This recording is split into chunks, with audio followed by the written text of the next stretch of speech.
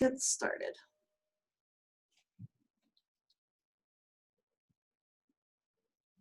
So good morning, everyone, and welcome to Business and Breakfast. Bienvenidos todos. Bienvenidos a Desayuno en la Biblioteca. So we're going to start this off with a little introduction to Zoom and how you will be able to use that to interact. Vamos a empezar esto con una presentación sobre Zoom y cómo pueden interactuar.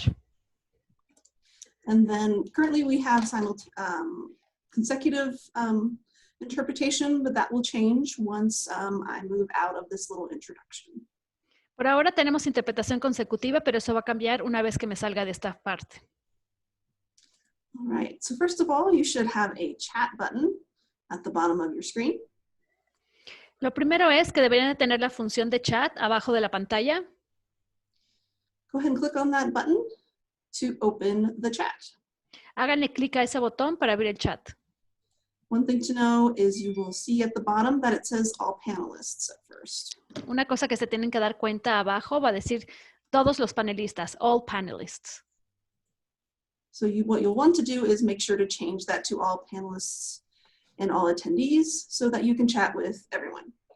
Entonces, asegúrense de cambiar la opción de la primera opción que dice all panelists a la segunda que dice all panelists and attendees. Todos los panelistas y todos los participantes. This is a great opportunity for you to connect to the other attendees and to the panelists. Esta es muy buena oportunidad para que se puedan conectar con todos los demás panelistas y los participantes. Next, we have the question and answer icon. Después tenemos el icono de preguntas y respuestas.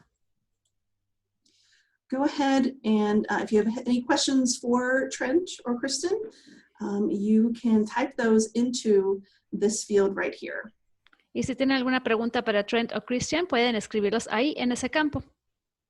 And ask in your language. We do have interpretation today, and we'll make sure that Trent and Kristen have the opportunity to answer it. Le pueden escribir ahí en donde está ese botón de Q y A, y entonces pueden escribirle en su idioma y les vamos a interpretar o traducir la pregunta para Trent y Kristen. This just makes it easier for us to keep track of the questions specifically. Así de esta forma para nosotros es más fácil llevar el seguimiento de las preguntas. And finally, we will be offering simultaneous language interpretation into Spanish. Y finalmente vamos a estar ofreciendo interpretación simultánea a su idioma. Just click on this button right here. If it's not showing up right now, it should as soon as I stop this screen share. Aún no se muestra el icono del idioma, pero va a mostrarse un icono también en cuanto yo deje de compartir la pantalla y active la función. You will click on that button and then click on the language that you want. Le van a hacer clic a ese botón y van a escoger ahí el idioma que deseen.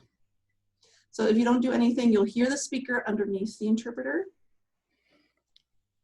Entonces escojan la parte para poder escuchar al intérprete. But if you click on mute original audio, then you only hear the interpreter.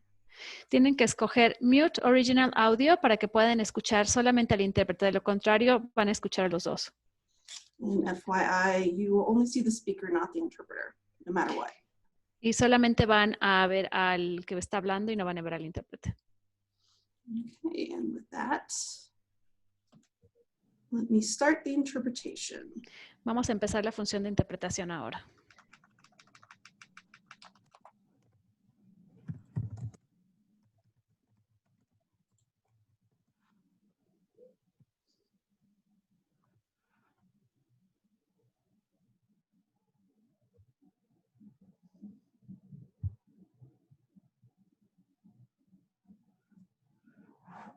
Okay. Great. So welcome to Business and Breakfast. We are recording this, so if you have to leave at some point, no worries. You can come and visit the library's YouTube page.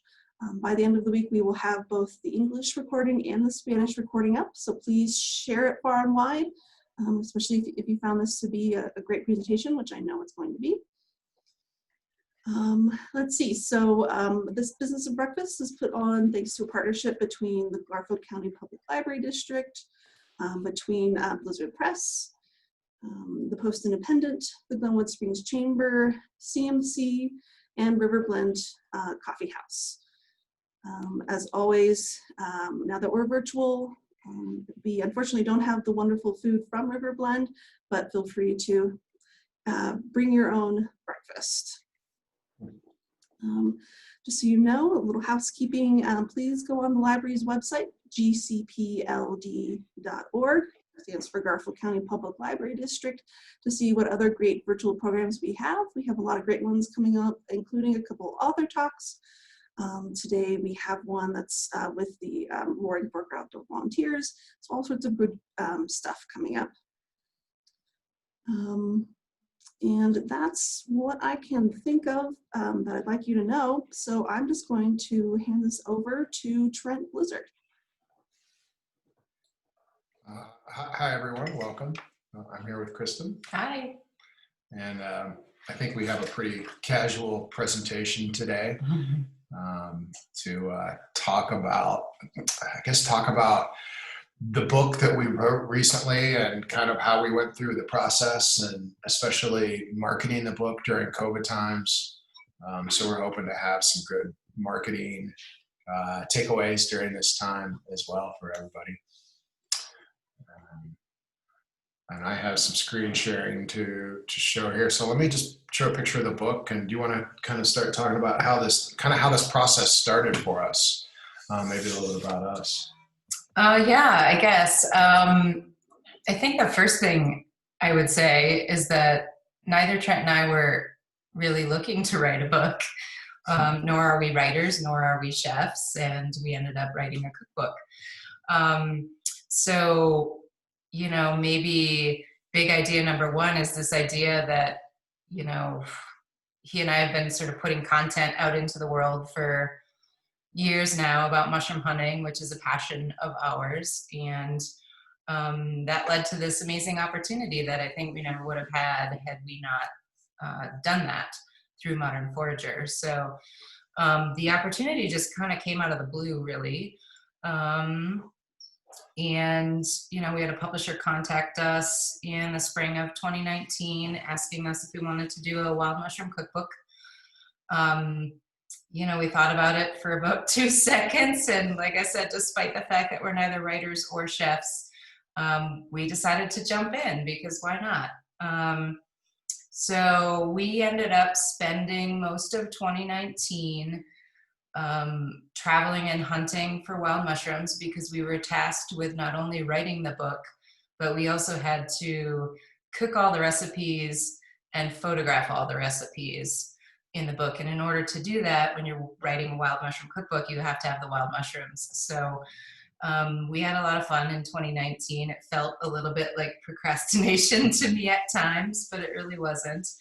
Hunting for wild mushrooms in California and Oregon and Pennsylvania and Colorado, so that we would have enough mushrooms for the book. After that, and we also at the same time were meeting lots of other foragers and interviewing them during that time. Yeah, creating a network, sort of. Yeah, kind of creating our network. Because our book was a little different. We didn't write all the recipes. We interviewed 25 other foragers, and each one gave us at least 3 recipes, and we cooked their recipes up and took pictures. And we kind of told their stories. So there was a lot of networking early on involved. Yeah, I think when they asked us to write a cookbook, both of us had different ideas about what that meant to us. And I think for Trent, he really wanted to focus on the idea of mushroom preservation. We have a freeze dryer and we do a lot of experimenting. And I really wanted to focus on the people that we've met over time because they're amazing. And really, that allowed us to do a lot more than we could on our own, I think. And you'll hear this idea of networking coming up quite a bit in the next hour here. So yeah, so we jumped in. After that, we cooked and we photographed. Trent, being the amazing guy that he is, learned how to do food photography for this project. So all of the pictures in the cookbook were taken by Trent for the most part. There are a few that weren't. A few were taken by me on my iPhone, but for the most part, all the food photos were this guy. So we did that. Fortunately, we did all of the food work right before COVID. So in Yeah. December and January, and maybe a little bit into February, we were busy cooking up recipes, and it's hard. It takes a lot of time. You would think, I just photograph some recipes to cook 115 recipes and make them really look nice and stage them and take photos took a long time. And we dedicated a lot of time to doing that. And we got them nearly all photographed, yet we hadn't written the book yet, really. And that's when COVID came. By the way, the book was due in the end of March 2020. So here we are in January. I don't think we really kind of started writing until January. And that's kind of when all the stress hit. And I was like, what have we gotten ourselves into? Why did we do this? This is crazy.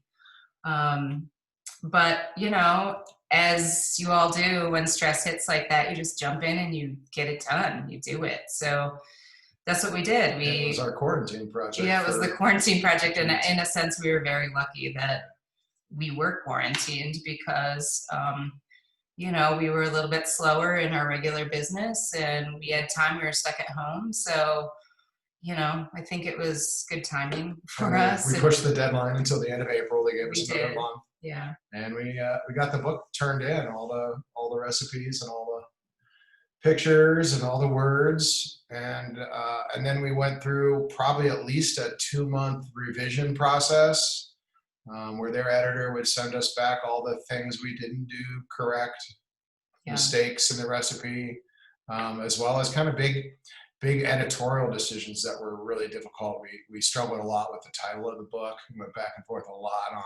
on that with the publisher. Yeah, I think we learned that, in any scenario, there's a lot of compromise, especially when you have a publisher involved.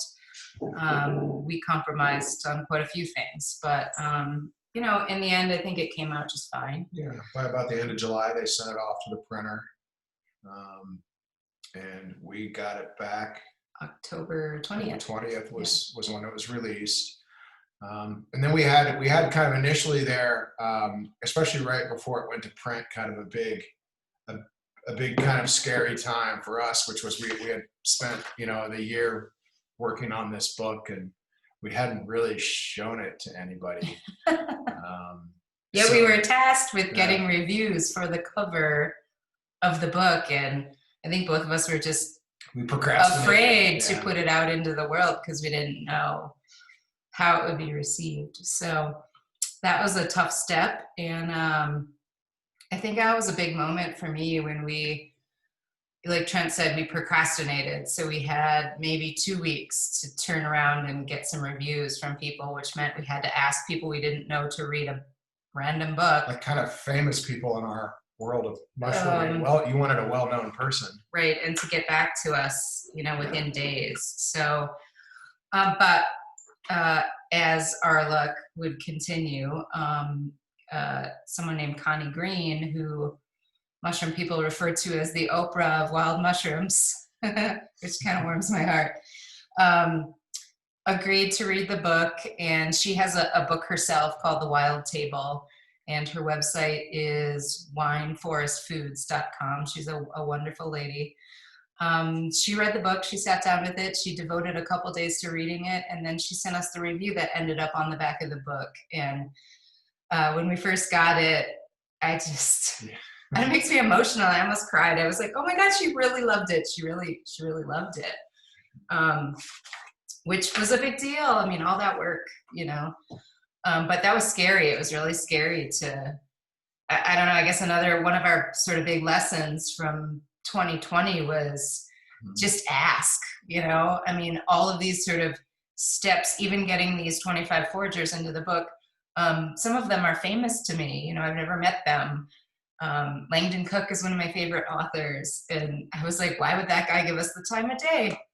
Well, he said, yes, he's such a kind man. And all we had to do was ask. So if you don't ask, you never give yourself the opportunity. I think was a huge lesson for me. Yeah, people were really willing to help out, to whether that was to help us edit and read the book, or give us recipes and tell us their stories and consult with us. It was kind of cool to ask people that were, they seemed like out of reach, but they were really happy to get involved. Yeah. So And then everything changed. The book came out. And I mean, everything changed in the sense, everything we had to do changed gears to go from producing the book kind of in our own little world here to having, I think they printed 7,000 copies of the book. And we had hundreds and hundreds of copies ourselves to sell.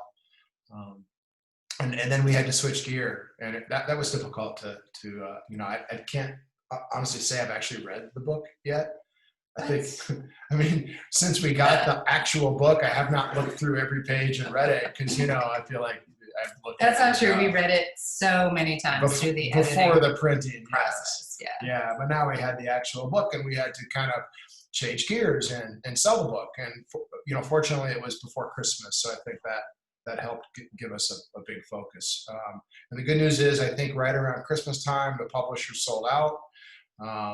Amazon still has copies in their warehouse, and we still have 15 copies in our warehouse, in our office here, because we sell them too.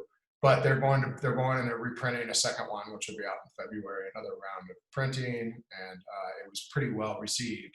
So that worked out pretty well. And I think now we're going to kind of walk through some of the things we did to market a book during this time, and show some examples of what we did. Yeah. You want to go first and talk about kind of Here's the partnerships? book, by the way. I don't know did you show that? I don't know what screen's showing, but it's a hardcover book. Nice photos. Trent's, all those pictures of mushrooms on the cover are pictures of freeze-dried mushrooms, which I think is really cool. Anyway. Now, is everybody seeing, I see the Garfield County Library logo. Are we seeing, do you guys see us okay? Yeah, it's hard to know what we're seeing. I'm not sure. Alex says yes. Alex says yeah. Okay. Yeah, we can see you just fine. Now I see you. Okay. Okay. Cool. Do you want to jump into this? Yeah. Trent? So I think there's no like real specific order to the things we did here. I think first we're going to talk about partnerships that we developed and relationships and how that helped us. For example, one is Homestead is a store here in Glenwood that sells all kinds of really cool stuff.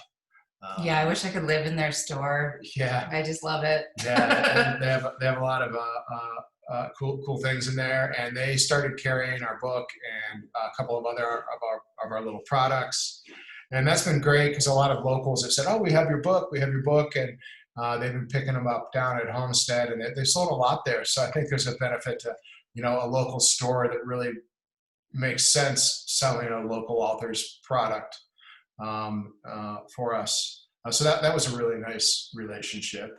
The other thing that kind of happened relationship-wise was we got written up in several newspapers and magazines locally. I have some examples here, or at least an example. We got written up here, and the Post Independent wrote an article on us.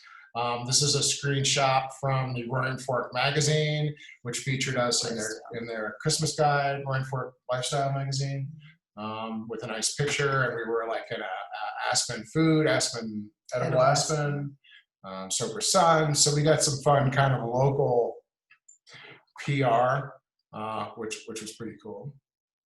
Do you want to talk about some of the outside of the local area network? Yeah, I mean, I think just to back up a step really and talk about the idea of networking and partnerships, I think really from a big picture, that is the reason for our success in this case. Even back to the idea of just including 25 people into the book. Everybody from my mushroom hunting buddy in Vail to, like I mentioned, Langdon Cook, who's a nationally recognized author, and Eugenia Bone, and Alan Burgo, who is known as the Forager chef. Some of these more famous people in our space. That turned out to be a good decision. It wasn't why we did it. I think we did that for a couple reasons. Not only did we want to sort of get other people to meet these fabulous folks that we know, but we did need to lean on them for their expertise in the field because we're not chefs. And the idea was really, you know, we wanted to offer a simple cookbook that was filled with recipes from people who are passionate about wild mushrooms that have been hunting them for a long time and cooking them for their own families. And I wanted all of these fabulous meals that people have been making for themselves for years. But, you know, ending up including those people in the book was a really great decision because they also helped us to network the book. You know, they were vested in it.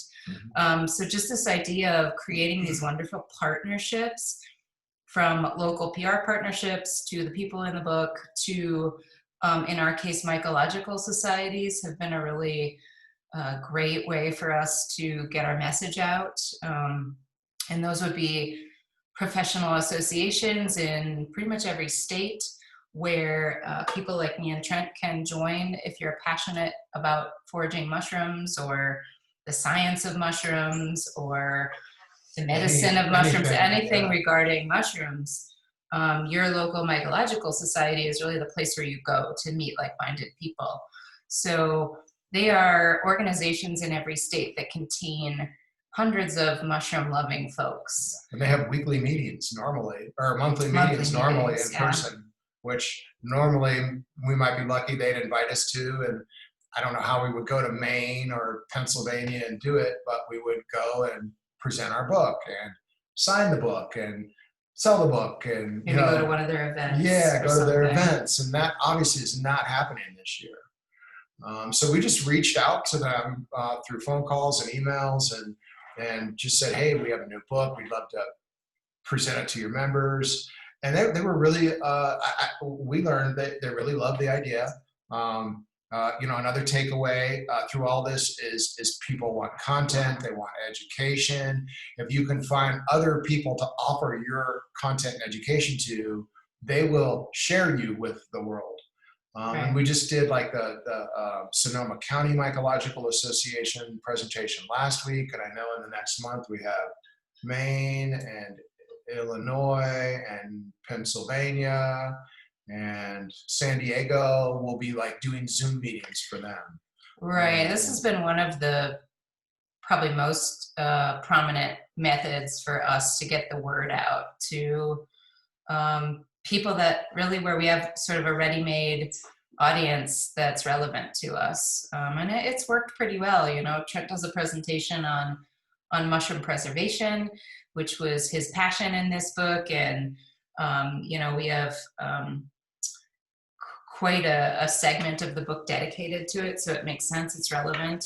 But I think the idea for anybody to take away from that is, you know, what do you have potentially to offer someone else's membership that makes you both shine, that's relevant to you both, that makes them look like a superstar because they're bringing some amazing content to their membership that they're interested in. So what kinds of partnerships, whether they be local or regional or national, can you forge, and how can you help each other type of thing?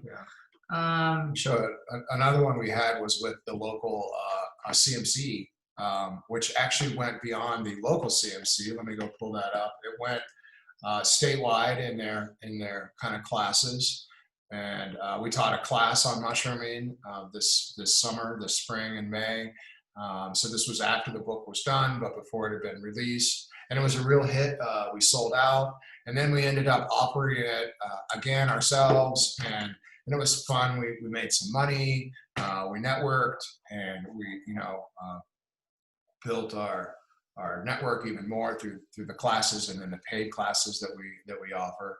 So that was pretty cool. Yeah, CMC historically has been, you know, not even just with the mushrooms, but Trent's been teaching at CMC for years now, SEO and marketing and other things. It's been a really great avenue for us to kind of just stay visible in the community. And, you know, obviously Trent's got a lot of great insight to share on a lot of different things, but it's been a really great partnership for us.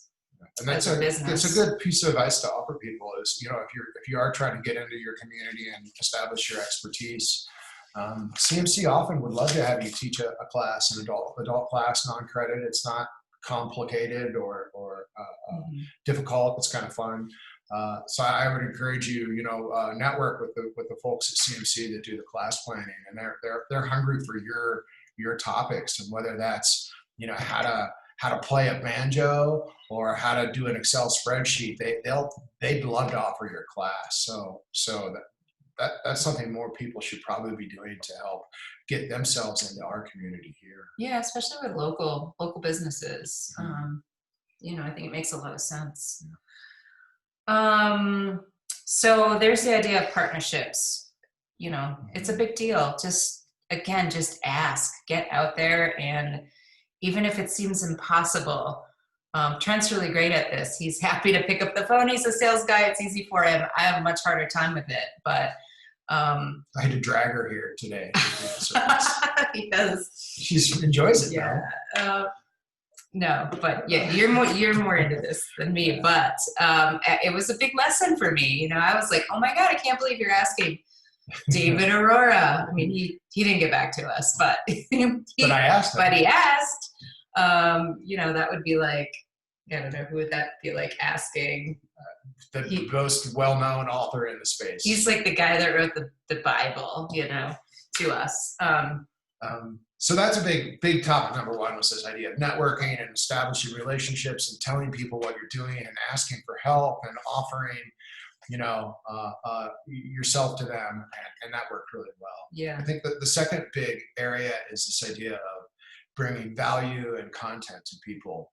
Right, and not spending a lot of money. Mm-hmm. So I think one really awesome thing that came out of the pandemic was this thing that we're doing right now. This idea that you can legitimately get on with either your clients or your network and Zoom and connect with them through your computer while you're sitting at your house. It doesn't really cost you much money.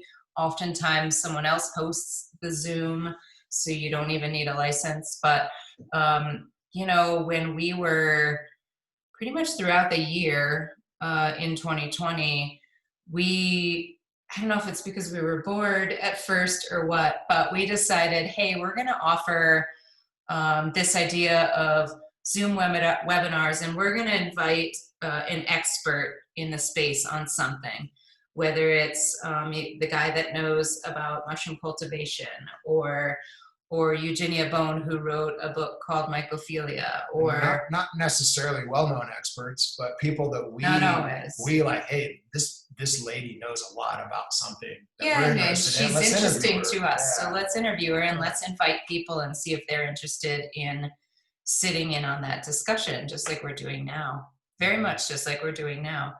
And we did that. I don't know how many of those we ended up doing, probably 10 or something. At least, yeah. And created all these interviews with experts in the field. And the first ones, my gosh, we had a license for 100 Zoom seats, and we were constantly selling out the seats. And then we learned that with Zoom, people are going to say they're going to come, at least in the beginning. They signed up, and then only 50% would show up, right? So we stopped putting a cap on it, and we just said free for all, whoever gets a seat kind of thing. And it ended up working just fine. And we had probably on average 80 people joining those calls from all over the country. Which of course we mentioned the book, or often the people we interviewed would talk about the book for us, which was even better. Yeah. And kind of built up some steam for that. And we did market those through Facebook, which Trent will talk about a little bit here, I think soon. So we spent a little bit of money, maybe $50 for each session we were doing to kind of get the word out and fill seats.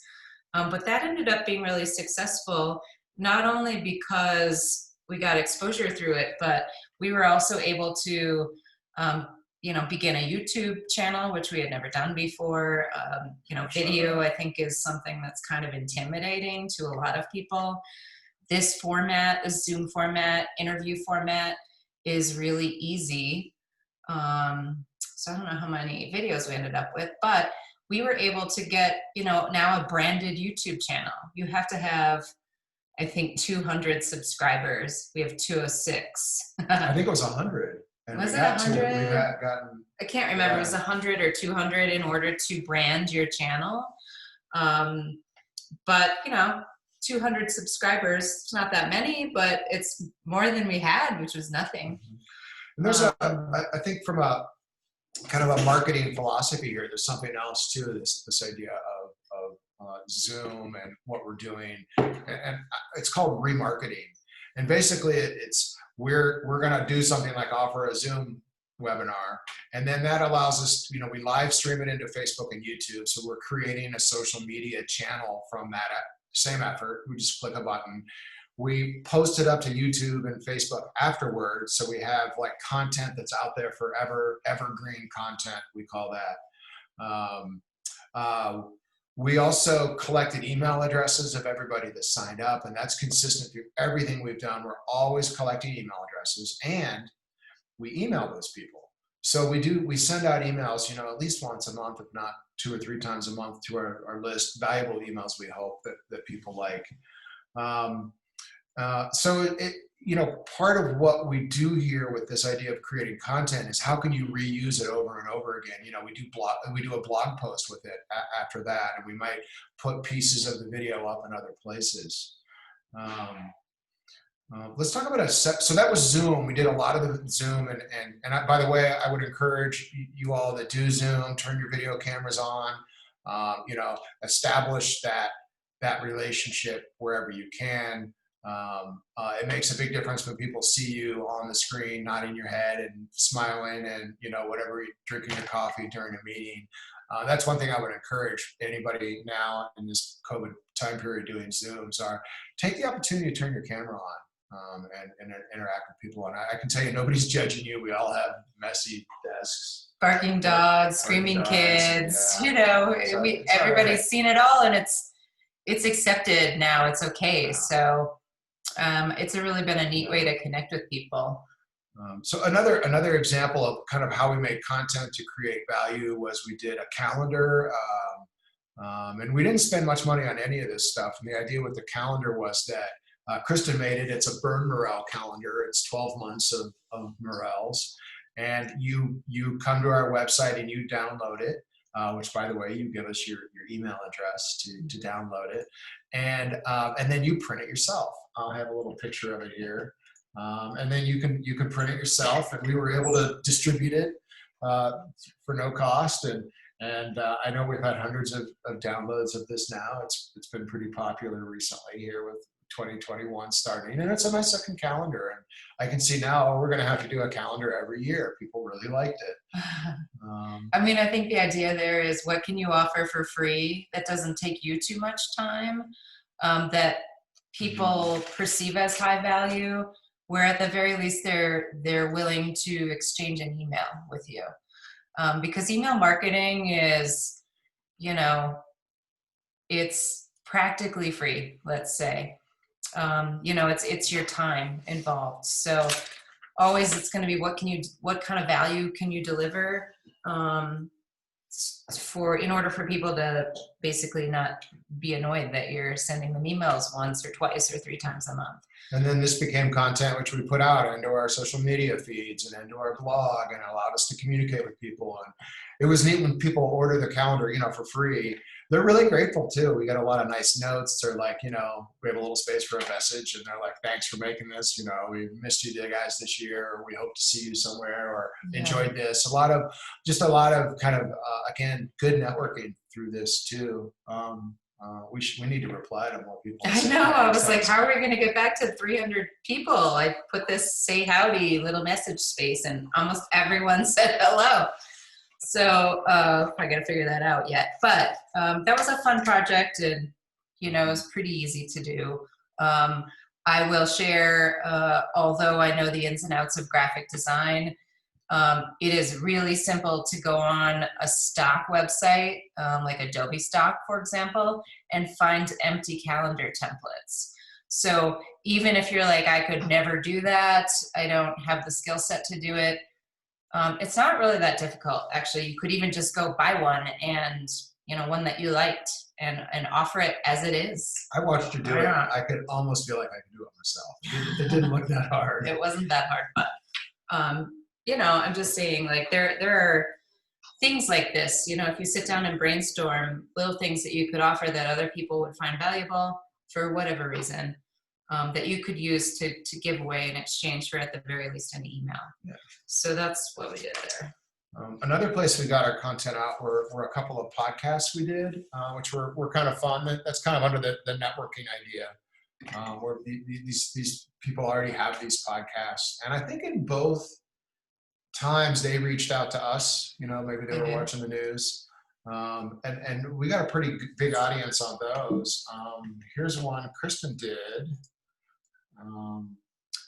This one actually was a networking opportunity. Our friend Genevieve, who lives in Carbondale, connected me with the Artemis group, which is a seriously cool group of badass women who are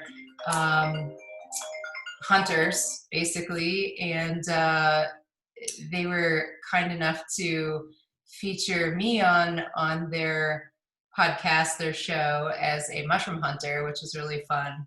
And I had fun doing the interview. So that was, again, a networking opportunity that dropped in our lap because of someone we knew. And the other folks, the Mushroom Hour people, I don't know if you took a capture of that, but another relevant podcast in the space. And we had a really fun time doing these podcasts. Again, people that are making content like this are constantly looking for relevant, valuable people to highlight and offer to their audience. So that might be one tip right there. Look for podcasters in your space. We have a client who is a gastroenterologist in California. He does a podcast, and I mean, the subjects are just all over the board. It's pretty crazy. So, even gastroenterologists are doing podcasts, I guess is my point. Mushroom hunters are doing podcasts. So in your space, there's probably someone doing a podcast. Yeah, and that's generally like another marketing idea. I mentioned remarketing, where you take something you create and you use it over and over when possible in different places and get the most value out of it. There's also this idea of diversity that, hey, you may listen to this and go, I'm not into podcasts, but I'm here to tell you a lot of people are, and they listen to them quite religiously is the wrong word, but they listen to them a lot. And other people spend a lot of time on Facebook or Pinterest, and just because you don't like poo-poo the idea that, maybe I can have a podcast, or maybe I can have a video channel, or a social media, or email marketing, or whatever it is along that array of marketing channels. I do think a lot of people make their channel choices based on what they consume. And you want to cater to other places too. Yeah, this idea that you need to put yourself in your target client's shoes and step out of your own is sometimes hard. Yeah. Is all that really is. Well, that's kind of everything for that big topic of using your content to bring value and then remarketing it in other places when possible. Yeah. Another your thing, favorite topic. Yeah, next. Reviews. We're really into reviews. We think reviews are important. They're like grease in the wheels of e-commerce. Good reviews will drive you a lot of additional revenue. And we focused on that. In our case, you need to have reviews that are relevant to your audience. If you're a hotel, you need to worry about TripAdvisor. If you're an author, you need to worry about Amazon. So we spent a lot of time, politely requesting reviews from people when we sold the book, or when we kind of, if you said, Trent, I just got your book, we would say, hey, do you think you can write a review after you take a look at it? Here's our Amazon page this morning. We have 69 reviews now, global ratings they call them, and probably 40 kind of handwritten reviews, a couple of really good ones that kind of really tout the book in a really nice way. We were running full 5 stars, and then recently we got a few 2 and 3 star reviews, one each. And that was because that's not our fault. The binding fell apart in the book. One person's book was wet when they got it. And, you know, that's part of it is we're the authors. We're not Amazon. We don't sell it on Amazon. We don't handle the returns on Amazon. It's a difficult, you know, it's painful. Obviously, you guys know if you have a business, it's hard to get bad reviews. But at the same time, they're legit, and you know, they got damaged books. But that's been a big piece that we focus on. Yeah, and I will say I remember when we had like 4 reviews, and I was like, we're never gonna get the reviews. You know, we need to get the Amazon reviews. And here we are with 69. I mean, for a while I was checking it every day, like, did we get a new Amazon review? Because we don't control these things, right? And then finally, I think when we got to 14 or something, I stopped thinking about it. And here we are today at 69, which is insane. That's super cool. So yeah, I mean, that in our case, you know, this, I think it's sort of organically just started to happen over time. But in the case of a local business, and Trent will tell you, you really need to work at getting those reviews. You need to ask people multiple times to give you a review. You really have to have a strategy in place, and tactics you're going to employ. And I like to tell people, like, you spend all this money marketing, like, here's the one thing, these are free. Yeah. And people want to write them. If you can kind of help them along and encourage reviews, you will get the benefit of them as well. So, you know, it's one of my favorite marketing topics, and it's relevant to all businesses. You know, every business gets reviews somewhere. Right, and not just looking for good reviews, but actively managing your negative reviews and turning them into opportunities instead of just sort of a dark mark on your brand type of deal. There are certainly ways to manage the process. And okay, trends. That's another idea. Is, you know, how do you ride trends that are growing? It's a lot easier to kind of roll downhill with a trend than swim upstream. I know I'm mixing my metaphors there. And we started off right off the bat with mushrooms are super hot right now.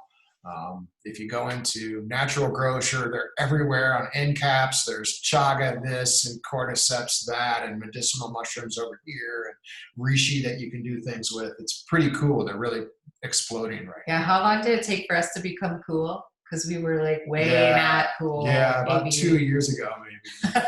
It only took us, you know, 5 years to be cool with this mushroom craze. Yeah, now everybody wants to go mushroom, and I think 5 years ago they were like, "What? You do what?" That's so weird. Yeah, another example. We had a really well-received post recently. Let me see here. Let me go show that.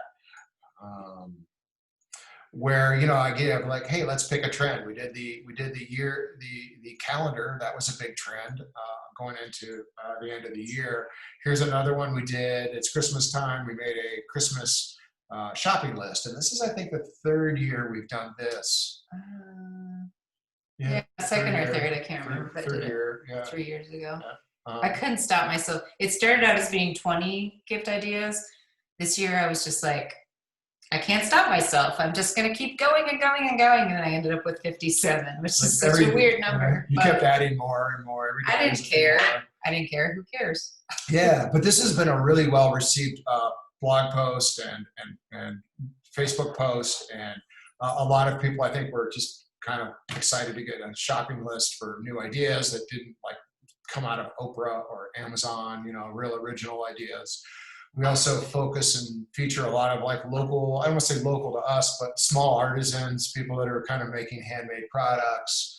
I think too, it was a way for us to give back to some of those people that had helped us out in promoting the book. You know, this was a way for us to promote their products to our audience. So, you know, we do end up putting a lot of people that we know in our list that have products that we love. Yeah, and this, I think, I looked on our stats. This was the like 2nd or 3rd most visited page on our website in the last 30 days. Was this post? It's gotten a ton of activity, and we've sent a lot of traffic to a lot of other websites with it. It worked out pretty well. So that was this idea of a trend. Find these things that are happening that you can plan ahead, and whether that's a Christmas list or a New Year's calendar or a float in next year's July 4th parade.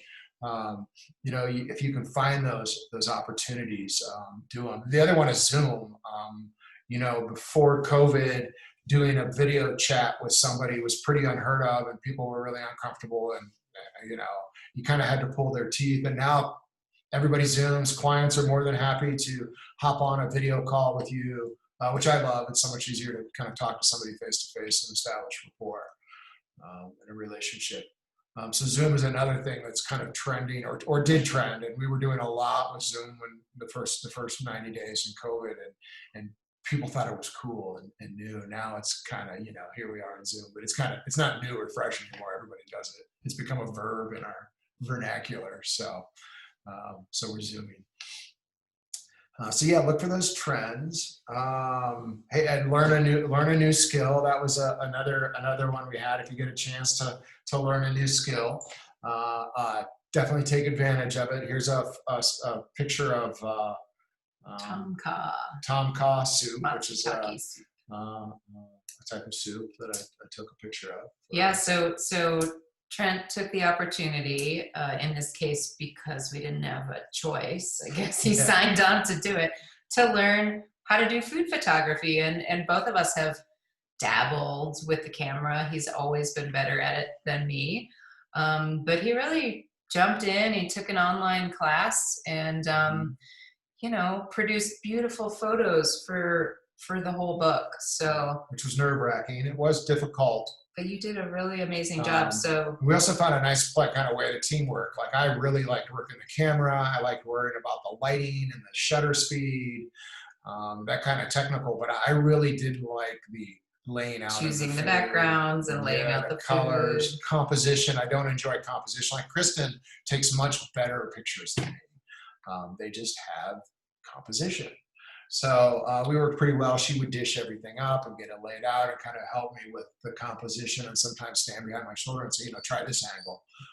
And I got to work all the technical parts of the camera, which I enjoyed. It was a good partnership. Yeah, I think either one of us alone, it would have been a fail. I would have created a lot of ugly pictures, and Kristen would have probably made a lot of dark and blurry pictures. Yeah, sure. Between the two of us, we had the skill set we needed, which is kind of seems to be the trend in a lot. But the idea is take the time to jump on and learn a new skill. There are about just an immeasurable number of not free, but inexpensive classes out there on the internet right now. You can learn everything from beekeeping to food photography to whatever you can think of. It is out there. We have a mushroom hunting class if you're interested. Yeah, it's inexpensive. A lot of people just sort of, pivoted during this time and did the work and put their expertise online. So it's a really great time to get out there for very little money and add to your skill set. Yep. Start your own hustle. Yeah. I want to talk specifically about Facebook a little bit because we didn't do really any advertising or spend any money in this process. We're very little. We didn't run any paper ads. We didn't even do any Google AdWords, which we do a lot for our business clients for regular marketing. However, we did do Facebook posts and Facebook boosts. Here's an example of one. This is that Christmas gift idea. And typically when we boost, we either do a $25 or $50 boost. That's kind of our budget to say, hey, we're going to drop $25 or $50 into this thing to give it legs, to get it out on the internet. And this is a $50 one. And we got a pretty good reach. The boost itself, you can see down here in the bottom, got 4.6. Let me see if I can get my mouse to shift so you can see it. Here we go. We got 4,500 people to see it, and they clicked into our landing page 85 times just from that $50, and that gave it enough that it really had legs in Facebook and got a lot of activity. We had a lot of shares on it and things like that. This was a pretty successful one.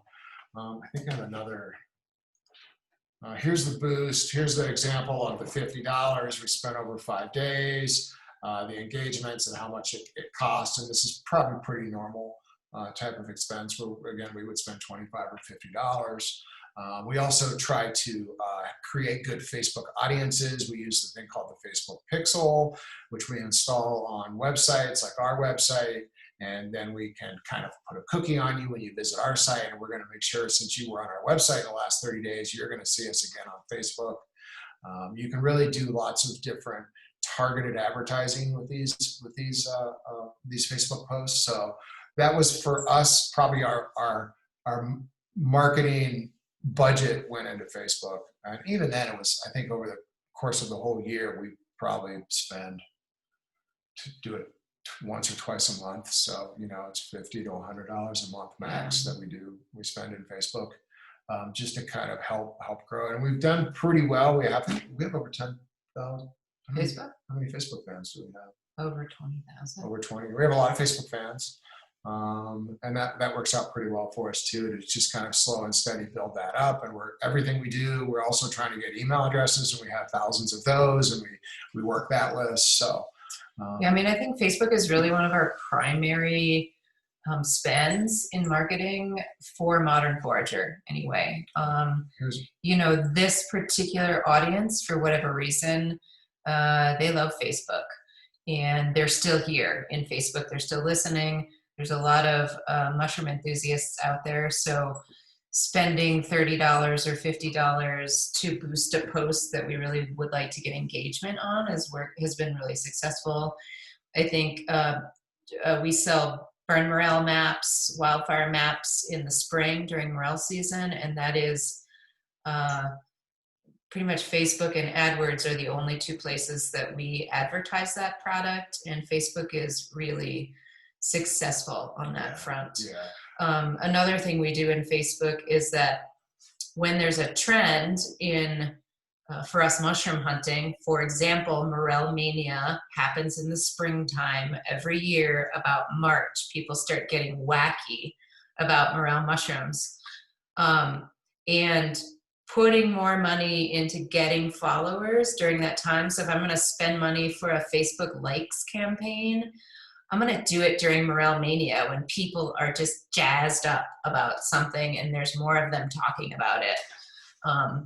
It makes your dollars go further. So if you can identify seasonal trends or, whatever it is, if you're into fishing, maybe when, the big hatch is going off or something, that would be a good time to put a little extra money into these social campaigns, because people are out there talking about it.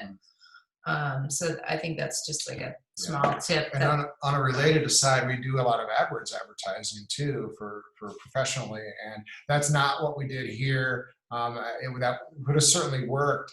Our dilemma with advertising the book was, we have copies here, we sign them, we mail them to you, and it's expensive. We charge shipping. If you go to Amazon, you can buy the book for at least $5 cheaper than we sell it, and you get the free shipping. And we found, I can't really advertise the book because everybody goes to Amazon and buys it, and that's not where I'm selling it. I'm selling it on our website. So we tried to develop a strategy where we were kind of selling to people that wanted to spend money with us and wanted to sign a copy of the book. And we told everybody all along the entire time, oh, you can get it on Amazon cheaper if you'd like. And if you do, we write a review. Right. Yeah. I mean, just this idea of transparency, saying, hey, we would really love it if you choose to support us directly. We make more money, but if not, please feel free to go to Amazon. And if you do, leave us a review.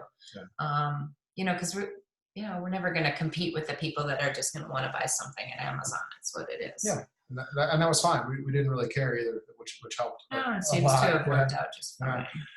Now, other things that we do, like our burn morel maps, we only sell them. They can be more profitable for that reason. And we would actually run a lot more advertising at e-commerce, at selling things, and be able to track that and have a return on investment that we can measure. The other thing we did in Facebook is here.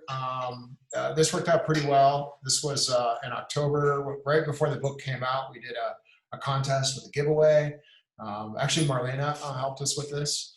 Many of you may know her. But we had a lot of engagement on that. 15,000 people saw this contest, and we collect a lot of email addresses, and we give some books away as part of the contest. And we did boost it. This was kind of funny. We only spent $25 on this boost. We probably could have spent $500 boosting it, when it comes to a contest. Probably in retrospect, we should have done a little more of this giveaway, because it did seem to generate a lot of commentary, and people are like, oh, I'm going to buy this when they saw it. So you can do contests. The other thing in Facebook we did a lot with were groups. So there's a lot like in any area, there's groups that are interest groups on Facebook, and you can join them and you can enter in the conversation there. And we try to engage with those groups, and we share information, but we also would share like the things we're up to. So we would post our, the contest in there. We would post the calendar giveaway or the webinars into these groups. We don't usually do buy our product posts. They're more like, come watch our free content posts. And the groups love that. So the groups were a great way for us to develop a reputation out there. And we've made friends doing it too. It's surprising how many people we now call friends who we only knew them as people on Facebook initially. And then pixels and audiences, you do want to install the Facebook pixel on your site and build your custom audiences. They're more profitable. That's kind of a technical matter I'm not going to kind of jump into it, but that's something just like asking reviews, always getting emails. We're also always trying to pixel you when you visit our site. We're trying to be kind of those creepy advertisers. We know if you looked at this product or that product, if you looked at t-shirts, we could show you t-shirt ads theoretically. So we have lots of slicing and dicing of our audiences that we think is important.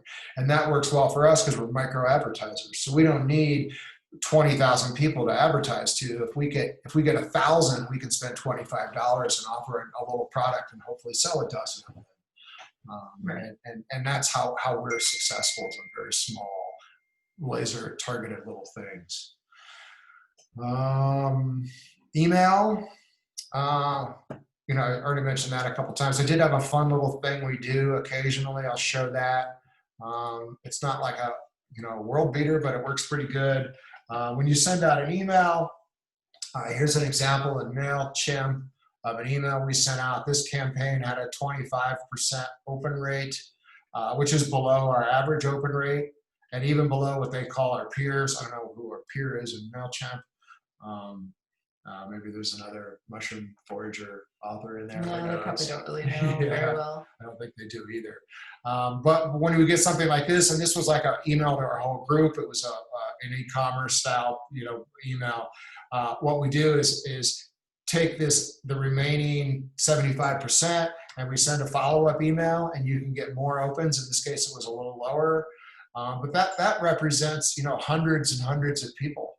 That's over 250 more people that we followed up with a second email that we only sent to people that didn't open the first email, as a way to get a little, kind of squeeze a little more out of our group. We write a different title on the email so it's not too obnoxious, and that's a. I always do that. I always send it at least twice, and you always get at least an additional 13, 15, 20% that second time you send it. Yeah, so that's how we make sure we're trying to get half our list to see our emails. Yeah. So it looks like are you showing this next? Next, yeah. We employ this little plugin on our website that plugs into MailChimp. I forget what it's even called. It's called Mail Munch. Mail Munch, thank you. So here's just a picture of our blog, like a random page on our blog. And when you scroll halfway through a blog post, this thing pops up that says follow our adventures. Right. And the one thing that we do with MailChimp is that we have it set up so that every time we create a new blog post, it automatically sends an email out the next morning to our entire list. That have subscribed. And I don't have to do anything. It's like a set it and forget it kind of thing. So all we have to do is blog, which we've we try to do once a month at least. We've been slacking lately, but I think it's really a nice feature. You know, you don't have to work too hard, just get the blog posts out, and then you're staying in front of people with email automatically. So and over several years, it becomes significant. Yeah, your list grows organically over time. And, you know, again, I will say it again and again and again, email is practically free. It's very powerful. It works. People still pay attention to you, even though there's a ton of spam these days. You know, if they asked to subscribe to you, they still value those emails.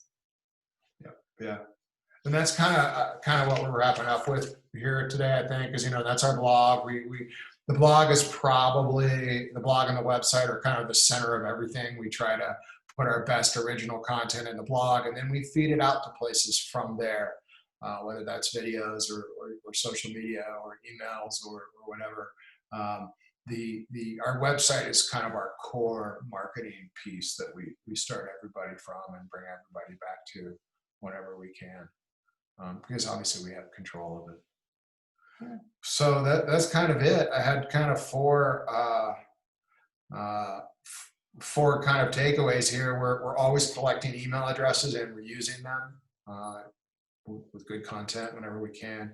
We're always trying to build our social media contacts, and we also use them. We try to give them fresh content that they can consume and enjoy, as well as things like contests and giveaways, like the Burn Morale calendar.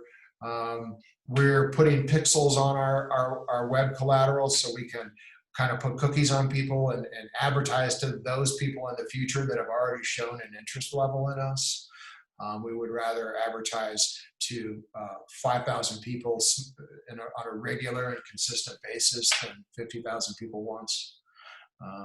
And we're always asking for reviews. Those are the four kind of any business can do. But the other big ones were the two kind of big topics of always bring value, bring content. You don't have to spend money if you give people things that they can share with their audience, and network. Develop your partnerships, whether they're local, like the newspaper or CMC or a retail store, or whether they're national, like in our case, societies and mycological groups. Those relationships will drive your business for years to come. I don't think we have any questions in here, do we? I don't think so. If anybody has any questions, now's probably the time.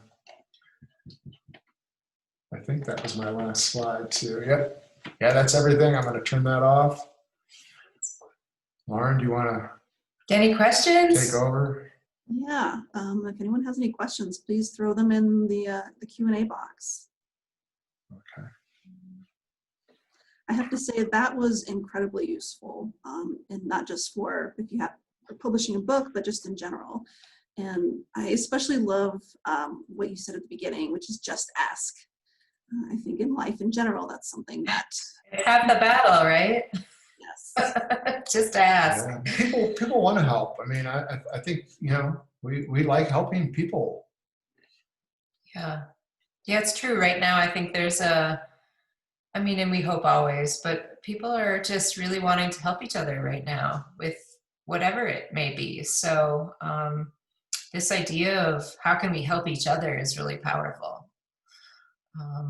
And it makes a lot of sense. It's always made sense. But, you know, I think if I can, we're doing the same thing right now, right? Through the library, we're utilizing your network and you're getting some content. It's a great example of this idea, you know, and there's so many opportunities if you just brainstorm for a second for people to do this. Definitely. I think we're all set then. Yeah. All right. Well, thanks everybody. Yeah. Thanks, you guys. Thanks for having us. Well, thank you both for doing this. That was, like I said, incredibly useful. I really appreciate it. I'm going to build off a little bit of what you said. Upcoming Business and Breakfast, so next month, We're looking at February 9th. It's actually called Creating That Connection, Reaching Customers Using First-Party Data. It features Second Street Director of Email Success, Tim Davis, and it's how to use data in your marketing strategy. And it's using all of those email addresses you have successfully. So we'll have a session just on emails. And if you go into our YouTube page, you'll see a recording for our last Business and Breakfast, which was about basically video one-on-one. You don't know how to start video marketing? Well, this is a great tutorial on that. And as always, we of course also have. You have a copy. Cool. Excellent. Right in the library. People come to the library and check it out, huh? Yeah, exactly. We should go check our own book out. That'd be ironic. If you're like me, check out the book, realize it's awesome, and then purchase it for yourself. And don't forget to write a review. Thank you, Trent. I already have your email address, so we're good there. Check. What else? At the end, when I close this webinar, you will have the opportunity to take a survey. So if you just let us know what you thought of this awesome presentation, as well as what you'd like to see in the future. We would love to hear what interests you more than anything else. So that's all we have. Thank you everyone for coming, and check out the library's YouTube page. The Spanish and the English versions will be uploaded by the end of the week. Thanks again, Kristen and Trent, and everyone. I hope you all have a great day. Thanks. Bye-bye. You too. Bye. It was great meeting you too. You too, Alex. Nice to meet I'm you. gonna go Alex. grab the book myself too. Thanks. You can get it at the library. Okay. Bye-bye. Bye-bye.